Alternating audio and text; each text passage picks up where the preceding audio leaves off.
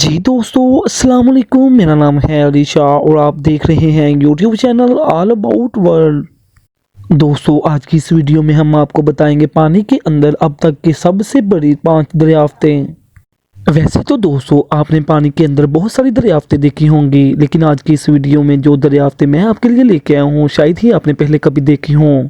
दोस्तों, इस लिस्ट के अंदर हम समुद्री हयातियात से लेकर आसार कदीमा तक की कुछ इंतहाई हैरत अंगेज और अहम पानी के अंदर दरियाफ्तों को देखेंगे।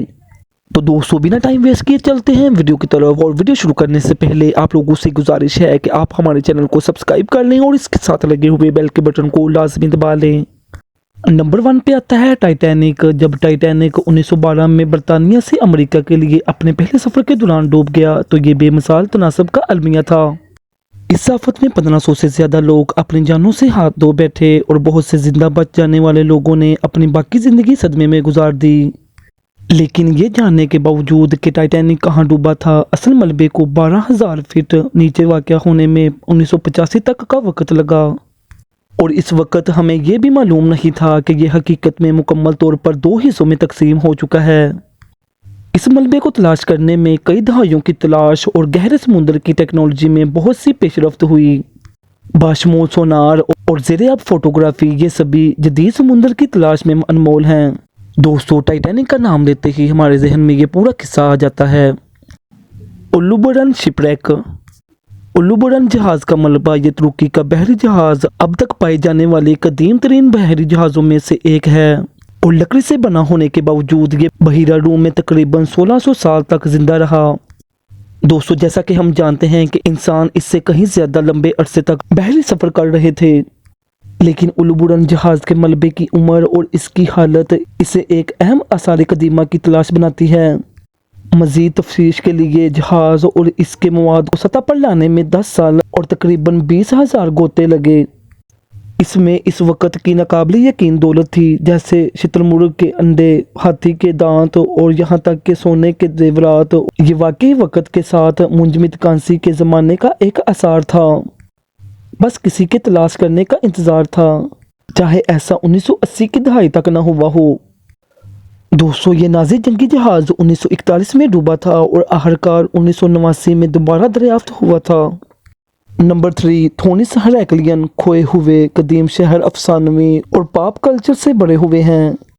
एटलांटिस बिलाशुबा पूरी दुनिया का सबसे मशहूर खोया हुआ शहर है, लेकिन जबकि एटलांटिस तकरीबन यकीनी तौर पर यह हकीकी नहीं है, लेकिन थोनिस हेराक्लियन यकीनी तौर पर है। इसे पहली बार एक पायलट ने 1930 की दहाई में मिस्र के ऊपर परवाज करते हुए देखा था, लेकिन इस खंडर के हकीकी मकाम का पता लगाने और खुदाई करने में 1999 तक का वक्त लगा।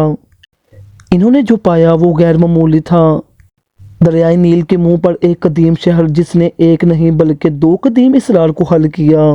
चूँकि थोनिस और हेराक्लियन जो पहले कदीम ज़माने में अलग अलग बस्तियां समझे जाते थे, दरअसल ये एक ही जगह थी। हमें मुजस्मे, मंदिर, करेंसी और दीगर नाकाबिल यकीन आसार मिले जो सब समुद्र में डूब गए थे। नंबर 4, एटलिटयाम। इसराइल के साहिल से बिल्कुल दूर एक न्यूलिथिक गांव है, जिसके बारे में ये ख्याल किया जाता है कि ये दुनिया के कदीम तरीन गाँव में से एक है, जो तकरीबन 9000 साल पहले तमीर किया गया था।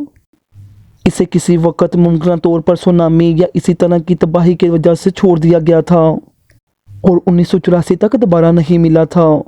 इसके तर्क किए जाने के बावजूद वहाँ से कनकनाल भी मिले हैं और इनका मुतालिया किया गया है, लेकिन शायद वो डूब नहीं गए, क्योंकि हम जानते हैं कि एटलिटयाम एक इंतहाई अहम साइट है। यहाँ तक कि इसे इसराइल का एटलांटिस भी कहा जाता है, लेकिन ये वाज़ह नहीं है कि ये पानी के अंदर कितनी देर तक जिंदा रह सकती है। नंबर 5, खोए हुए महाबलीपुरम पगोडा। 7 पगोडा एक ऐसे शख्स के बारे में एक पुराने हिंदू अफसाने से ताल्लुक़ रखते हैं, जिसे हिंदू मत के सबसे अहम और ताकतवर देवताओं में से एक विष्णु पर ईमान ना रखने की वजह से सज़ा दी जाती है। इस शख्स के बेटे ने फिर महाबलीपुरम शहर तमीर किया, जिसे इन पगोडा का मकाम कहा जाता है।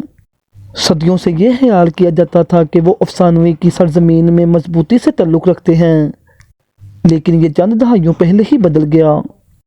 2004 میں ہندوخناک اور تباہ کن بحر ہند کے زلزلے اور سونامی کے دوران ساحل پر گواہوں نے افسانوی پگوڈا کو ابھرتے ہوئے دیکھا۔ جب سونامی نے ساحل سے پانی اور گاد کو کھینچ لیا، ایک اہم آثار قدیمہ کی دریافت میں تباہی کے بعد ڈوبے ہوئے 2 مندروں کی تحقیقات بھی کی گئی۔ تو دوستو، یہ تھی پانی کے اندر اب تک کی 5 سب سے بڑی دریافتیں۔